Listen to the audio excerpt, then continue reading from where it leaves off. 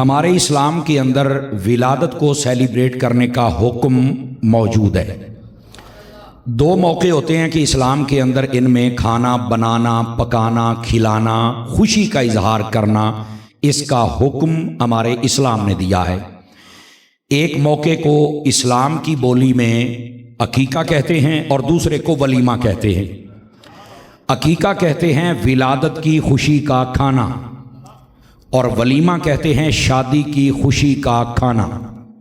اسلام ان دو موقعوں پر ڈیمانڈ کرتا ہے کہ تم خوشی کا اظہار بھی کرو، کھانا بھی بناؤ، پکاؤ بھی، کھلاؤ بھی۔ یہ اسلام کا حکم ہے۔ آج ہم نے جو ڈسکس کرنا ہے وہ ہے ولادت، اور ولادت بھی عام نہیں، ولادت مصطفیٰ، ہم نے اس کو ڈسکس کرنا ہے۔ اسلام یہ کہتا ہے کہ جب بھی کوئی پیدا ہو تو اس کا عقیقہ کیا جائے، مینز اس کی ولادت کی خوشی کی جائے۔ یہ اسلام کی ڈیمانڈ ہے، یہ اسلام کا حکم ہے۔ سادہ سی بات، کوئی لمبی چوڑی فلسفے والی بات نہیں، سائنس والی بات نہیں۔ میں نے کہا کوئی بھی پیدا ہو جائے تو اسلام کہتا ہے اس کا عقیقہ کرو، یعنی اس کی ولادت کی خوشی کرو۔ یہ اسلام کہتا ہے کوئی بھی پیدا ہو جائے تو خوشی ہو، جس کے صدقے رب نے سب کچھ دیا ہے، پھر ان کی خوشی کیوں نہ؟ اصل بات یہ ہے۔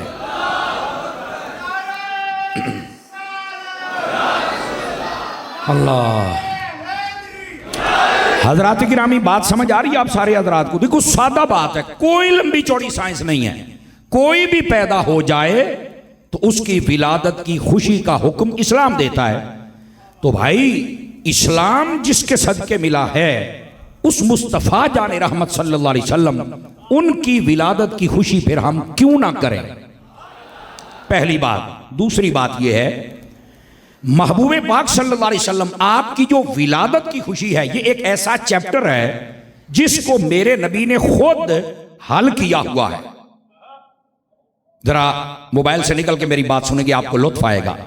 یہ ایک ایسا چیپٹر ہے جس کو نبی نے خود حل کیا ہوا ہے۔ کیسے؟ ادھر دیکھیں، دو پہلو ہوتے ہیں اور آج ہم تین ڈسکس کریں گے۔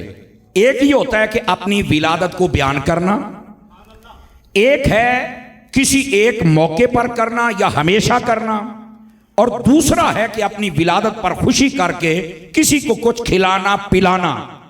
یہ تین چیزیں ہیں۔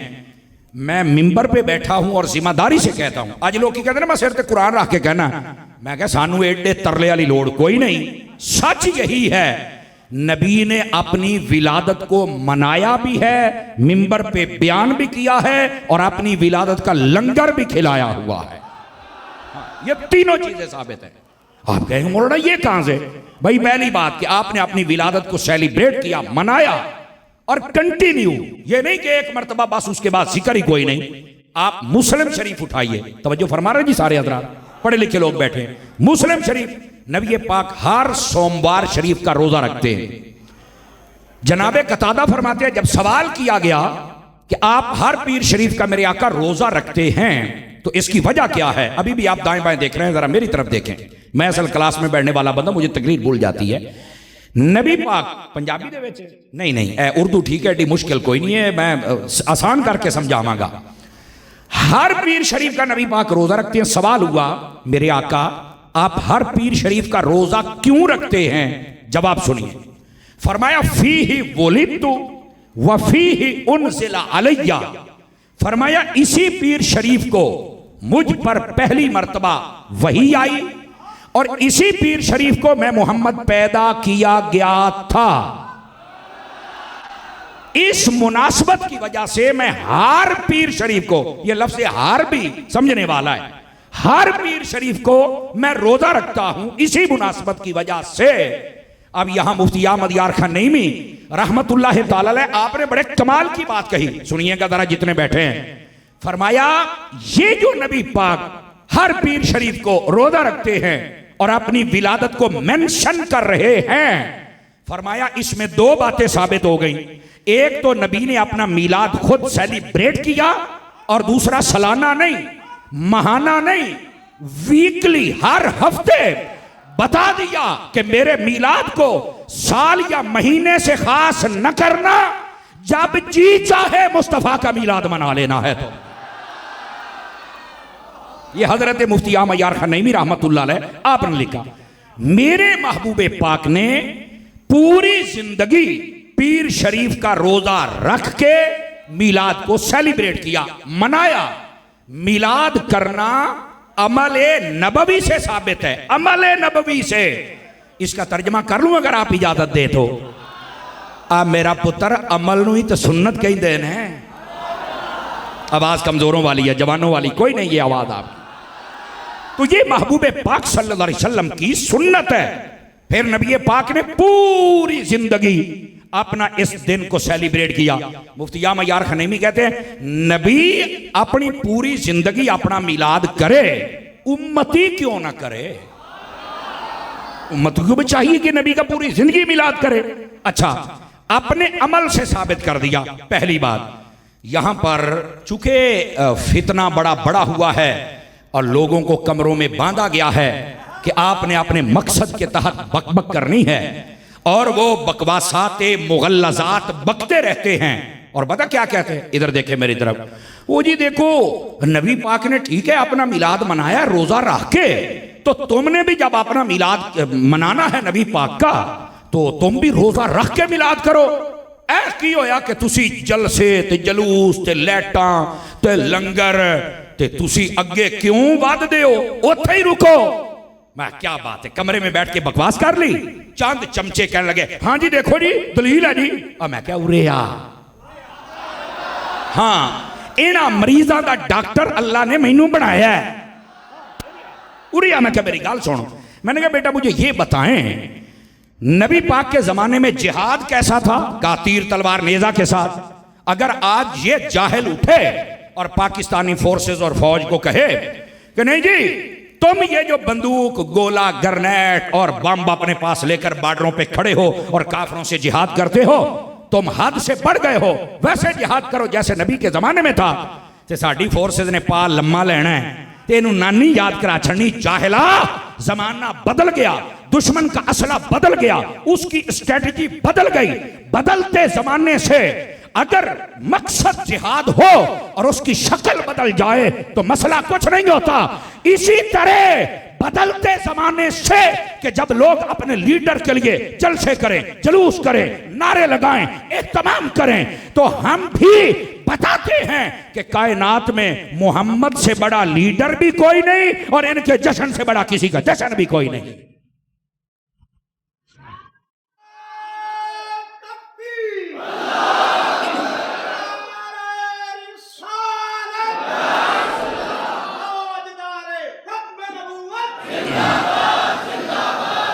حضرات گرامی کو گال سمجھ آئی ہے کہ کوئی نہیں آئی ہے؟ اگر کوئی کہتا ہے میلاد ویسے کرو جیسے نبی کے زمانے میں تھا، جیسے حضور نے کیا، تو پتر پھر جہاد بھی ہوتا ہی کرو. کہنا نہیں زمانہ بدلنے سے جہاد میں چینجنگ تو آ جا سکتی ہے. تو میں نے کہا زمانہ بدلنے سے میلاد میں چینجنگ بھی، مقصد تو میلاد کرنا ہے، اصل یہ مسئلہ ہے. اسی طرح کپڑوں میں چینجنگ آ گئی، مسجد میں چینجنگ آ گئی، ہمارے گھروں ہر چیز میں تبدیلی آ گئی. کسی کو کوئی تکلیف نہیں ہوئی کہ یہ تبدیلی کیوں کی ہے، تو اسی اس دور تو اگے کیوں ودے ہو. میلاد کی باری آئی تو تکلیف ہونا شروع ہو گئی. پتہ چلے گال وچ ہو رے اے دے دل وچ چورے. اب سمجھ آ رہی ہے آپ حضرات کو؟ پہلی بات، میرے نبی پاک نے اپنے مبارک عمل سے میلاد کو سیلیبریٹ کرنا ثابت فرما دیا. اور میں نے بات آپ کی خدمت میں عرض کی. دوسری بات ادھر دیکھیے میری طرف. اس طرح جس طرح ہم بیٹھ کر آپ کے سامنے آپ جمع ہوتے ہیں اور خطاب ہو رہا ہے اور نبی پاک کی آمد کو بیان کیا جا رہا ہے، حضرات علماء بیٹھے آپ ان سے پوچھیں، ایک نہیں سینکڑوں مواقع احادیث میں ایسے موجود ہیں کہ نبی پاک صلی اللہ علیہ وآلہ وسلم آپ منبر پہ جلوہ گر ہوتے اور آپ خود اپنی آمد کے تذکرے بیان کرتے. فار ایگزامپل نبی پاک صلی اللہ علیہ وسلم آپ ارشاد فرماتے ہیں من آنا، منبر پہ کھڑے ہوئے فرمایا بتاؤ میں کون ہوں.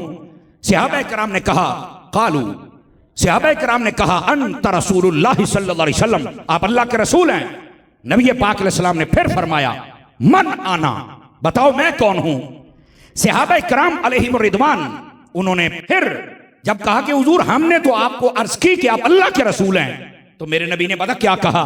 آپ نے فرمایا انا محمد ابن عبداللہ ابن عبد المطلب، فرمایا میں محمد ہوں، میرے باپ کا نام عبداللہ ہے، میرے دادے کا نام عبد المطلب ہے۔ اور آگے کیا فرمایا؟ فرمایا اللہ نے سب سے پہلے جب مخلوق کو بنایا مجھے مخلوق کے بہترین گروہ میں رکھا، اور جب پھر اللہ نے گھر بنائے مجھے بہترین گھر میں رکھا، جب قبیلے بنائے مجھے بہترین قبیلے میں رکھا۔ فرمایا جب میں پیدا ہوا میں گھر کے اعتبار سے بھی سب سے افضل، میں قبیلے کے اعتبار سے بھی سب سے افضل، اور آگے فرمایا میں اپنے باپ کے اعتبار سے بھی سب سے افضل ہوں۔ نبی پاک نے اپنی پوری ڈیٹیل کو بیان کیا۔ اب کوئی کہے کہ یہ نبی پاک کی آمد نہیں ہے تو میرا خیال ہے اس کو بے وقوف کے علاوہ کوئی ٹائٹل اور دیا جا سکتا نہیں۔ نبی پاک خود اپنی آمد کو بیان کر رہے ہیں، میں کون ہوں، میرا کیا تعارف ہے، اور آقا کریم علیہ السلام اپنے اس نسب کی بھی تعریف فرما رہے ہیں۔ دوستو یہ تھی ایک حدیث، اب دوسری بھی سنیے گا، توجہ ہے آپ حضرات کی، دوسری سنا دوں۔ نبی پاک علیہ السلام پھر ایک موقع آیا، آپ ممبر پہ جلوہ گر ہوئے تو رحمت کونین صلی اللہ علیہ وسلم آپ نے فرمایا میرے صحابہ تمہیں بتاؤں میں کون ہوں؟ کہا بتلائیے۔ نبی پاک صلی اللہ علیہ وسلم نے اپنے اوصاف حمیدہ بیان کرنے کے بعد آپ نے فرمایا میں بشارت عیسیٰ ہوں، میں دعائے ابراہیم ہوں، اور میں اپنی ماں کا وہ خواب ہوں جو ولادت سے پہلے میری ماں نے دیکھا تھا۔ سمجھ آ رہی ہے میری بات کی؟ نبی پاک خود بیان کر رہے ہیں کہ مجھ سے پہلے وہ جو عیسیٰ علیہ السلام بشارتیں دیتے تھے، مبشرا من بعد اسمہ احمد مبشرا برسول یاتی من بعد اسمہ احمد، میرے بعد ایک رسول آنے والا ہے جن کا نام احمد ہوگا۔ فرمایا او جنہ میرے تو پہلوں دستے ہوں دے سننا، او میں وہ میری بشارت دیا کرتے تھے، اور وہ احمد میں ہوں۔ آپ اس بات کو واضح کر رہے ہیں۔ اور اس کے بعد فرمایا وہ جب خانہ کعبہ تیار ہوا تھا، غور سے سنیے گا، اور خانہ کعبہ تیار ہونے کے بعد مقام ابراہیم پر کھڑے ہو کر حضرت ابراہیم نے دعا کی تھی ربنا وابعث فیہم رسولا من انفسہم یتلو علیہم آیاتک ویزکیہم ویعلمہم الکتاب والحکمہ۔ فرمایا وہ جو کہا تھا کہ باری تعالیٰ کعبہ تو میں نے بنا لیا، اب اس کعبے کی اجرت، یہ زبان محبت کا ترجمہ ہے، وہ عطا کر کیا؟ فرمایا مجھے اور کچھ نہ دے، محمد کا دادا تو بنا دینا مجھے۔ فرمایا وہ جو تذکرے ہو رہے تھے میرے، فرمایا وہ میں ہوں۔ یہ سامنے والے کمزور بیٹھے ہیں، آج مزہ نہیں آ رہا آپ کا، جاگ کے سنیے۔ فرمایا وہ میں ہوں، اور اس کے بعد فرمایا میں اپنی ماں کا وہ خواب ہوں جو میری ماں نے دیکھا تھا وقت ولادت، اور فرمایا نبیوں کی مائیں دیکھتی رہتی ہیں، ایسے نظارے، ایسے عجائبات یہ دیکھتی رہتی۔ اب ممبر ہے اور نبی پاک سارا تذکرہ بیان کر رہا ہے، کیا کہ ممبر تے بیٹھ کے ایدہ نہیں گلاں کرنیاں چاہیے، تو میں کہ حضور دی سنت ہے، نبی پاک کی آمد کو بیان کرنا یہ خود نبی کی سنت ہے۔ اور پھر آقا کریم علیہ السلام نے جو خواب بیان کیا، یہ آپ امام قسطلانی کو پڑھیں، امام ابن جوزی کو پڑھیں، شیخ محقق کو پڑھیں، شیخ شاہ عبدالعزیز محدث دہلوی کو پڑھیں، اور بڑے بڑے علماء محدثین ان کو پڑھیں، تو آقا کریم علیہ السلام نے پتہ کیا ارشاد فرمایا؟ آپ نے فرمایا میری ماں نے دیکھا کیا؟ فرمایا کہ شام کے محلات بھی روشن ہو گئے، اور اگلی بات وہ جو شام کے محلات روشن ہوئے تھے نا، وہاں پر اس کے 14 کنگرے گر گئے، اس میں دراڑ پڑ گئی۔ تے ہن اگلی گل اینو ذرا سوچے آجے، او محل ملک عراق میں، او آپ پارٹیشن ہوئی تو وہ عراق میں آ گیا ہے، پہلے شام کا حصہ تھا، میں او محل بھی اکھیں ویکھے ہے، او کنگرے ڈٹھے ہوئی میں آپ اکھیں ویکھے نے، تے او جڑی دراڑ پئی ہوئی ہے او بھی میں اکھیں ویکھی ہے، آج تک وہ میلاد مصطفیٰ کے ترانے گا رہا ہے۔ نعرہ تکبیر، نعرہ رسالت، تاجدار ختم نبوت، تاجدار مدینہ صلی اللہ علیہ وسلم کے غلاموں، نبی پاک صلی اللہ علیہ وسلم عمل سے بھی ثابت کیا، منبر پہ بیٹھ کر مختلف موقعوں پر نبی پاک علیہ السلام نے اس کو ارشاد بھی فرمایا۔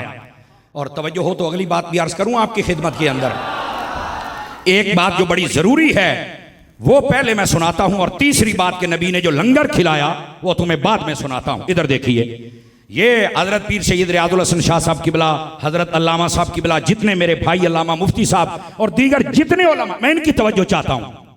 اور آپ عوام کے لیے ایک نئی بات ہوگی. آپ کو پتا ہے نبی کی والدہ نے خود میلاد بیان کیا ہوا ہے.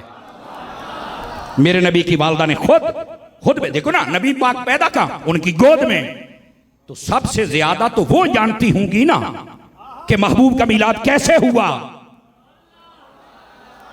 آپ کی ولادت کیسے ہوئی.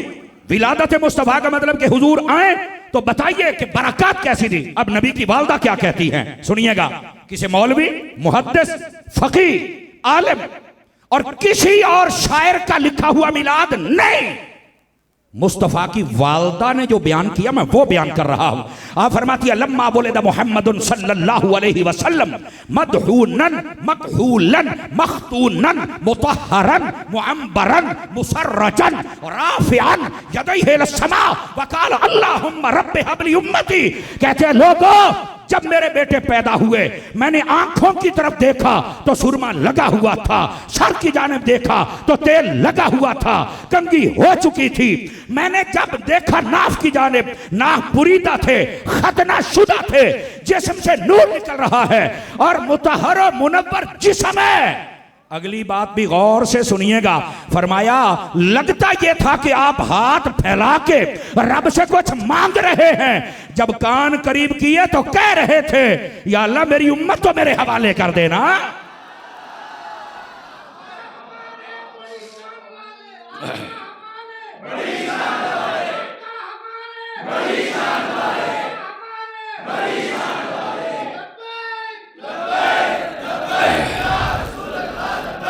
بولو بولو سرکار خیر ہے، کچھ نہیں ہوندا.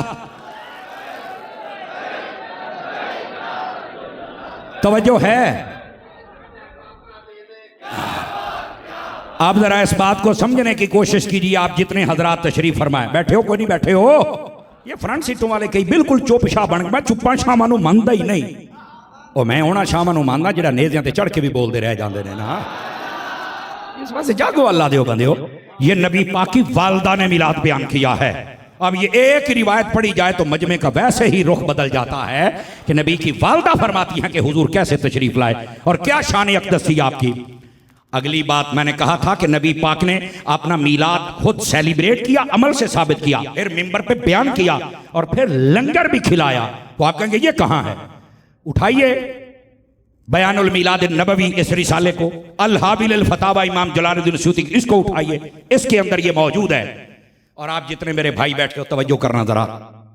کیمرے بہت زیادہ لگے ہوئے ہیں، مجھے پیچھے والے دیکھنے کے لیے تھوڑا مشکل ہو رہی ہے. کیمرے والوں سے گزارش ہے ویڈیو بنایا کریں لیکن تھم ہل صحیح لگایا کریں.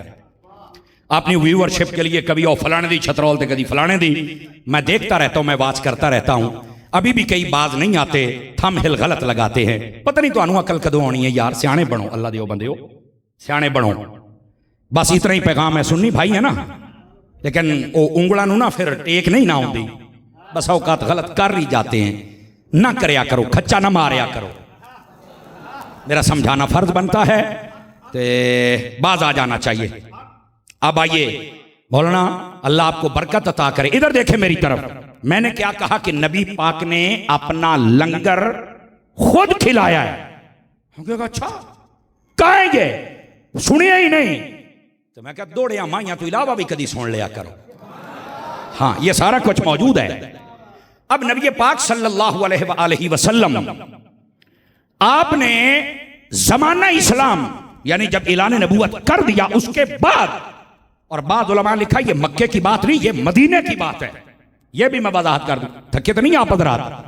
ادھر دیکھیں، فرمایا 2 بکرے منگوائے، ان کو ذبح کیا اور ان کا گوشت آپ نے صحابہ کو کھلایا.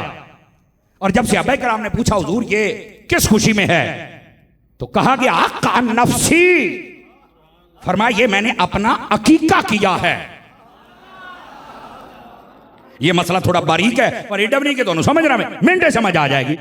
کہا میں نے اپنا عقیقہ کیا. صحابہ خوش ہوئے، لنگر کھایا کھلایا. اب یہاں پر یار لوگ پتہ کیا کہتے ہیں، وہ جی نبی پاک کا جو پہلا عقیقہ تھا نا وہ آپ کے دادا جان نے کر دیا تھا جب حضور پیدا ہوئے. تو جب حضور نے کلمہ پڑھایا نا تو اس کے بعد پھر اس عقیقے کو دہرایا گیا تھا. تو میں نے کہا کیوں دہرایا گیا تھا؟ تو بولا وہ عقیقہ پہلا زمانہ اسلام میں نہیں تھا نا, تو اس لیے نبی پاک نے دہرایا تاکہ یہ عقیقہ ٹھیک ہو جائے. میرا جواب سنے آجے, جنہوں سمجھ آوے وہ بولے آجے.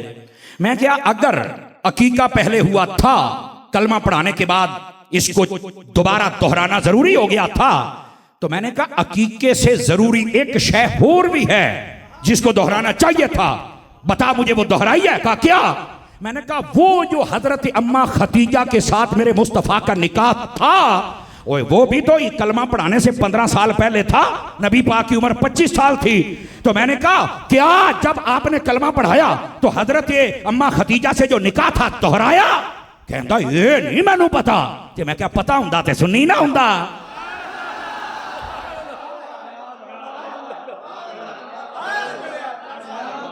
اب یہ جو خاص علم سے محبت کر دیے ہیں یہ ان کے لیے لنگر ہے.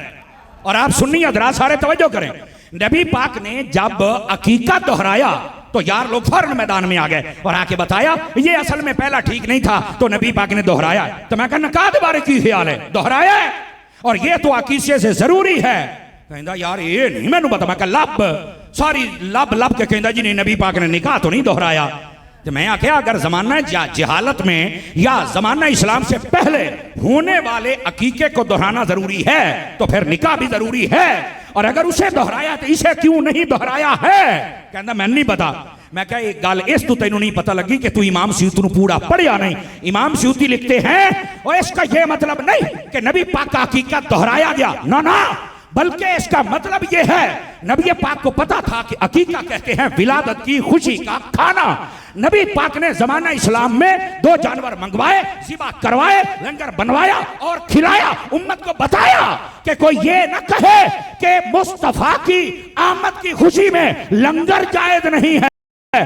جب میں محمد خود کھلا رہا ہوں تو امتیوں بنایا بھی کرو, کھلایا بھی کرو.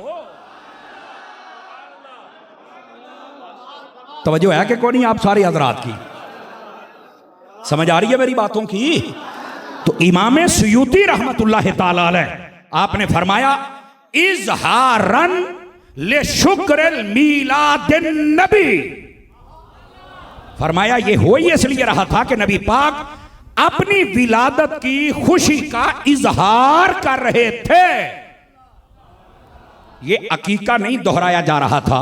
تو نبی پاک صلی اللہ علیہ وآلہ وسلم آپ نے اپنے عقیقے کو خود دہرایا, اور یہی دہرانا اور لنگر پکانا یہی تو مصطفیٰ جان رحمت کے لنگر کا میلاد ہے اور میلاد کا لنگر ہے جس کو نبی بنا بھی رہے ہیں, پکا بھی رہے ہیں, کھلا بھی رہے ہیں.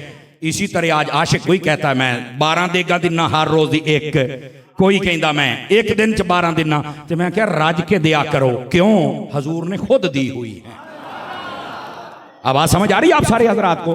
یہ تھی 3 باتیں. اور چوتھا حضرت سیدہ اما آمنہ رضی اللہ تعالی عنہا آپ کا جو زبان اقدس سے بیان ہوا میلاد وہ آپ کے سامنے رکھا. ابھی بھی آپ کی نا بے چینی نہیں ختم ہو رہی, دائیں بائیں ادھر ادھر. توجہ میری طرف کریں, اگلی بار اس سے بھی خاص آنے والی ہے. دہراؤں اگر آپ کی توجہ ہے تو. میرے عزیز میرے دوست, نبی پاک صلی اللہ علیہ وآلہ وسلم کا جو میلاد ہم کرتے ہیں, توجہ ہے میں نے کیا کہا ہے, جو آقا کا ہم میلاد کرتے ہیں یہ کوئی ایسا عمل نہیں ہے جو اسلام میں منع ہو, اور ایسا بھی نہیں ہے کہ جس کے منانے پر ثواب نہیں, اور ایسا بھی نہیں ہے کہ جس کے منانے کو منع کیا گیا ہو, بلکہ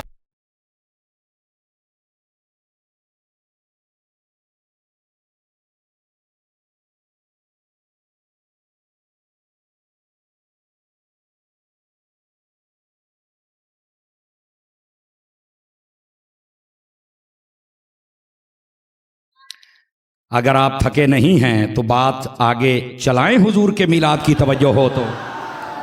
آئیے ذرا, محبوب پاک صلی اللہ علیہ وسلم آپ کی آمد, میلاد, لنگر, ذکر میرے نبی کی سنت ہے. لیکن چونکہ فتنوں کا دور ہے, ادھر دیکھیں میری طرف, کیا میں نے کہا چونکہ فتنوں کا دور ہے, سوالات بڑے عجیب و غریب ہوتے ہیں. نبی پاک آئے ہیں تو آنے کی تو تم خوشی کرتے ہو, گئے نہیں؟ میں نے کہا گئے ہیں، پردہ فرمایا ہے، تو جانے کا غم کیوں نہیں کرتے؟ اب عام بندے پریشان ہو جاتے ہیں، یار یہ گال تو ٹھیک ہے، نبی آئے ہیں تو گئے بھی تو ہیں نا۔ ادھر دیکھیے ادھر دیکھیے ٹھنڈے دل سے۔ تو میں نے کہا پہلے آئے تھے یا گئے تھے؟ کہنا پہلے آئے سی۔ میں کہا پہلے میلاد کر،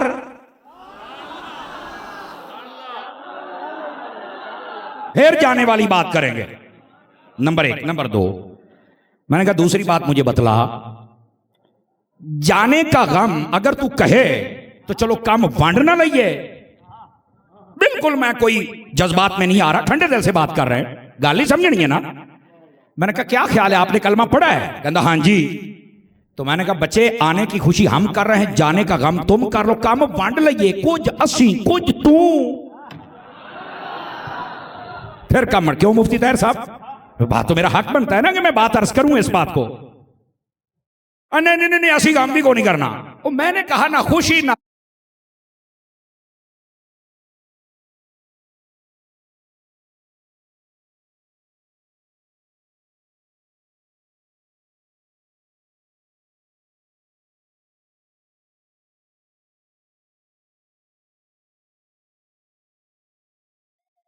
بات بتلائیے کہ یہ جو کسی کے فوت ہونے کا غم ہوتا ہے، توجہ،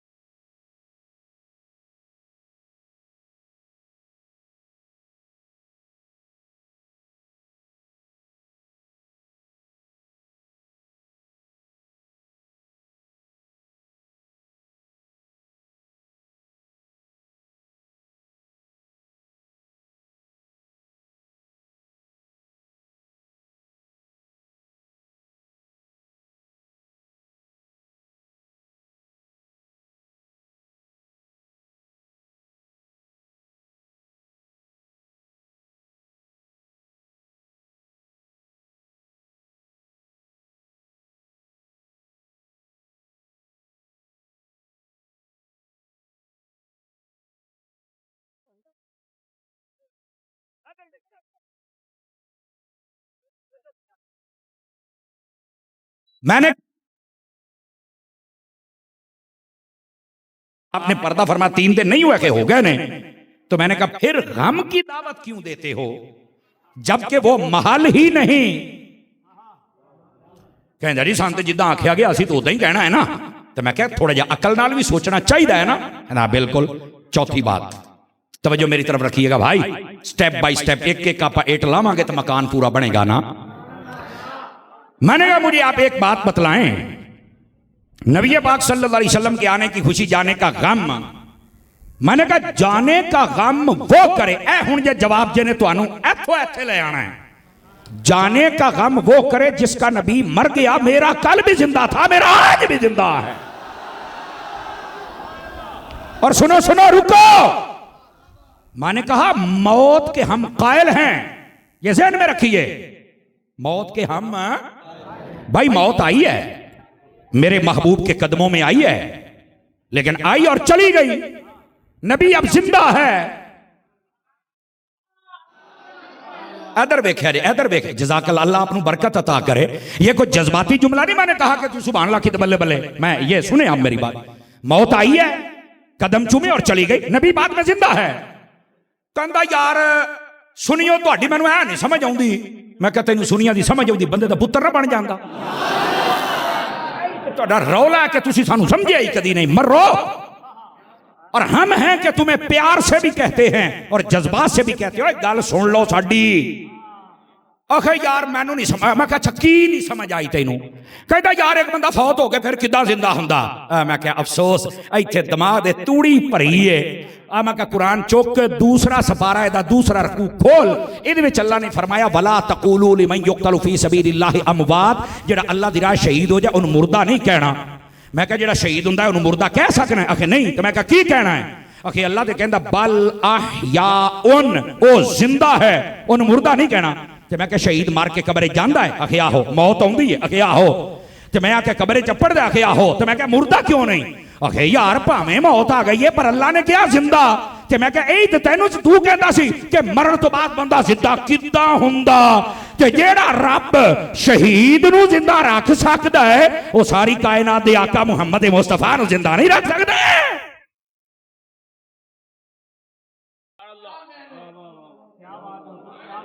دیکھو نا دلیل تے سی نا کہ بندہ فوت ہو جائے پھر کداں زندہ ہوندا. میں کہ جداں شہید ہوندا. شہید فوت بھی ہوتا ہے, قبر میں بھی جاتا ہے, لیکن زندہ بھی ہے. سمجھ آ رہی ہے میری بات کی؟ تو میں نے کہا اب یہ محبت کا جملہ ہے سنیوں کے لیے. میں کہا شہید کہاں زندہ ہے؟ کہندا اپنی قبر دے وچ.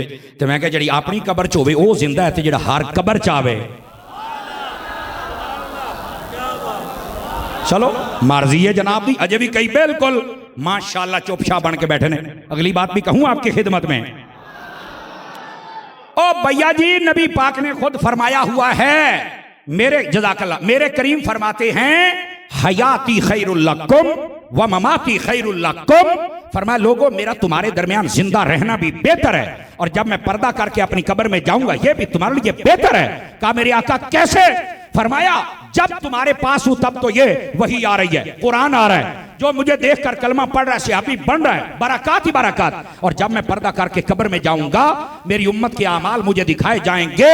اگر تمہارے اعمال اچھے ہوئے اللہ کا شکر ادا کریں گے, اور اگر اچھے نہ ہوئے تو قبر میں بھی تمہاری مغفرت تمہاری شفاعت کرتا رہوں گا کہ یا اللہ جیسے بھی ہیں میرے تو ہے نا, ان کی بخشش تو فرما دے. تو میں نے کہا جیڑا نبی قبر دے وچ بھی تیری خیر منگے پترا او دا ماتم نہیں بندا, او دا میلاد بندا ہے.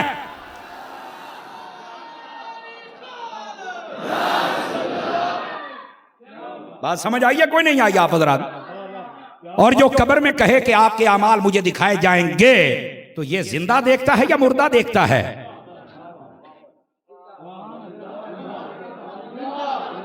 یہی تو ہم سمجھا رہے ہیں. کو ساڈی گل سن تا صحیح سجنا, جب سنی نہیں تو پھر ایسی باتیں آنے کی خوشی کرتے جانے کا ہم کیوں نہیں کرتے. او میں کیا رہا تینوں آج قرآن ہی تیرا مسئلہ حل کراں. قرآن ہمیں غم کرنے ہی نہیں دیتا نبیوں کا. توجہ ہے کہ کوئی نہیں ہے؟ کہتا نہیں وہ کیسے. ادھر دیکھیے حضرت عیسیٰ علیہ السلام کا ذکر سورہ طٰہٰ, اس تو پچھلی سورت مریم, سپارہ 16, رکوع ہے دوسرا. پہلا رکوع بھی پڑھو تو آیت نمبر 10. توجہ آپ ذرا اس کو پڑھ کے دیکھیں جناب, آپ کو پتہ چل جائے گا. پہلے رکوع میں بھی دوسرے رکوع میں بھی حضرت یحییٰ علیہ السلام کے بارے میں فرمایا یحییٰ جب آئیں تب بھی سلام, وسلام علیہ یوم ولدا, میلاد جب ان کا میلاد ہو تب بھی سلام, جب فوت ہوں تب بھی سلام, جب قیامت والے دن اٹھے تب بھی سلام. اسی طرح حضرت عیسیٰ علیہ السلام کے بارے عیسیٰ خود فرماتے ہیں وسلام علیہ یوم ولدت و یوم اموت و یوم ابعث حیا. فرمایا میں عیسیٰ پیدا ہوں تب بھی سلام, فوت ہو جاؤں تب بھی سلام, قیامت میں اٹھوں تب بھی سلام. ادھر دیکھنا محدث اعظم کے شہر والو, اے جملہ سننا نہ لاجے. حضرت یحییٰ و عیسیٰ آئیں تب بھی سلام اور جائیں تب بھی. قرآنی نکتہ ہے. قیامت والے دن اٹھی تب بھی سلام, قیامت والی گال تو بعد ہے, پہلے ایتھے آنا.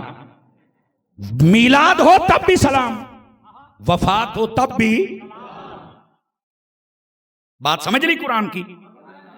میں نے کہا قرآن کو چاہیے تھا کہ کہتا کہ جب نبی پیدا ہو تب سلام, جب فوت ہو جائے تو اب کچھ تو غم کر لو نا. قرآن کہتا نبی آئے تب بھی سلام, جائے تب بھی سلام. تو قرآن تو نبیوں کا غم کرنے ہی نہیں دیتا. تو اگر تو انوے دلیل ہے جو سمجھ نہیں آئی تو اب بات کا پردہ ہٹاتا ہوں. آپ اتنا بڑا مجمع بیٹھا, وہ دیکھو باہر تک کتنے بندے کھڑے ہیں, آپ اپنی آنکھوں سے دیکھ سکتے ہیں. میرا خیال ہے 700-800 ہزار بندے تو شاید زیادہ ہوں گے بندے, اور جنہیں باہر نے میری گنتی شاید 1200 تے بھی جا سکتی ہے. لیکن میں آپ سے ایک سوال کرنا چاہتا ہوں. میں نے کہا بتاؤ نبی پاک, یہ اہل علم کو نکال کے آپ سے بات کر رہا ہوں, جب آپ نے پردہ فرمایا تھا میرے نبی نے, تو نبی پاک کے پردہ کرنے کے بعد جیسے ہمارا جنازہ ہوتا ہے, کیا نبی کا جنازہ ہوا تھا؟ اے ہونا دو بندے بولے نے تو انہاں ویکھ کے کوئی بولے ہے، ورنہ ساڈی قوم نو پتہ ہی کوئی نہیں او یار یہ موضوع تو کدی آپا چھیڑیا ہی نہیں، لیکن میں تہاڈے نال چھیڑن پتہ کیوں لگا؟ اللہ دی قسم دل دے پردے ذہن دے پردے ہٹ جان گے، تینوں سمجھ آئے گی میں کہنا کی چاہنا، تجھے پتہ چلے گا سنیوں کا مطلب کتنا پیارا ہے۔ نبی پاک نے پردہ فرمایا جس طرح ہمارا جنازہ ہوتا ہے کہ چار پہیا جنازہ پہ امام کھلوتا ہے، صفحہ بڑیاں نے تکبیراں نے، میرے نبی کا جنازہ ایسے نہیں ہوا۔ موضوع نیا ہے نا، بات نہیں ہے، اس واسطے سارے چپ بیٹھے نے، یہ کڑی گل ہوئی، وہ بھائی نہیں ہویا۔ لیکن سوال یہ ہے اگر یہ نہیں ہوا تو پھر کیا ہوا تھا؟ اب آئیے جواب دیتا ہوں۔ نبی پاک کے سوالات صحابہ تھے، مرد عورتیں بچے خادم ملا کے۔ آقا کریم نے جب پردہ فرمایا، آپ کا جسم نورانی حضرت اما عائشہ پاک کے حجرے میں رکھا گیا۔ 10 پہلے آتے تھے صحابہ کرام، نبی پاک کے چہرے کا دیدار کرتے، درود و سلام پڑھتے، باہر آ جاتے، پھر 10 آتے درود و سلام پڑھتے، باہر آ جاتے۔ پہلا دن مرد جاری رہے، دوسرا دن عورتوں کی باری آ گئی، 10 آتی ہیں، دیدار کرتی ہیں، درود پڑھتی ہیں، سلام بھیجتی ہیں۔ او بولو میرے نال آ لیو، میری برادری آتے ہیں، درود پڑھتی ہے، چلے جاتی ہیں۔ پھر آ گئی بچوں کی باری، بچے آتے ہیں، دیدار کرتے ہیں، درود و سلام پڑھتے چلے جاتے ہیں۔